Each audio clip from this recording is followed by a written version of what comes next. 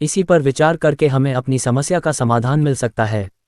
इस प्रकार सजातीय विवाह प्रथा की बहिर्गोत्रीय विवाहों पर जकड़ ही जाति प्रथा का कारक है। लेकिन बात इतनी सरल नहीं। हम मान लेते हैं कि एक ऐसा समुदाय है जो एक जाति बनाना चाहता है और विचार करता है कि सजातीय विवाह प्रथा के प्रचलन के लिए कौन सा माध्यम अपनाए। यदि कोई समुदाय सजातीय विवाह पद्धति को दरकिनार करके अंतर्जातीय विवाह निषेध का उल्लंघन करता है और अपने समुदाय के बाहर विवाह रचा लेता है तो वह व्यर्थ है। विशेष रूप से इस परिप्रेक्ष्य में कि सजातीय विवाह प्रथा के पहले सभी विवाह बहिर्गोत्र होते थे। फिर भी सभी वर्गों में ये प्रकृति है कि वे सम्मिश्रण के पक्षधर हैं और वे एक सजातीय वर्ग में संगठित हो जाते हैं।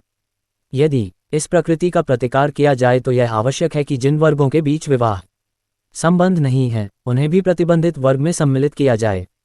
इसके लिए आवश्यक है परिधि का बढ़ाया जाना।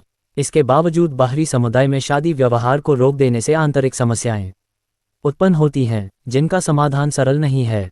मोटे तौर पर सभी वर्गों में स्त्री पुरुष संख्या समान होती है और समान वय के स्त्री पुरुष में बराबरी भी होती है, किंतु समाज उन्हें बराबर नहीं मानता। साथ ही जो समुदाय जाति संरचना करता है उसमें स्त्री पुरुष समानता परम लक्ष्य होता है।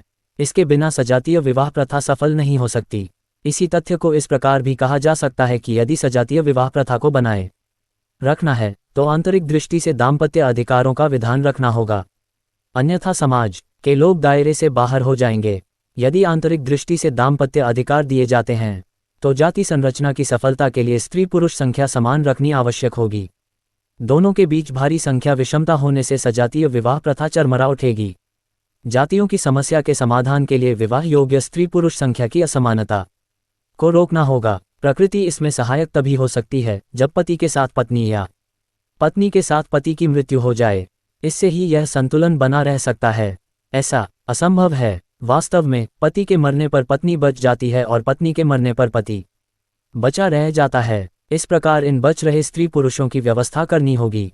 अन्यथा ऐसा हो सकता है कि कोई बचा हुआ पुरुष या स्त्री जाति के बाहर विवाह करके जाति व्यवस्था के जाल को छिन्न भिन्न कर दे।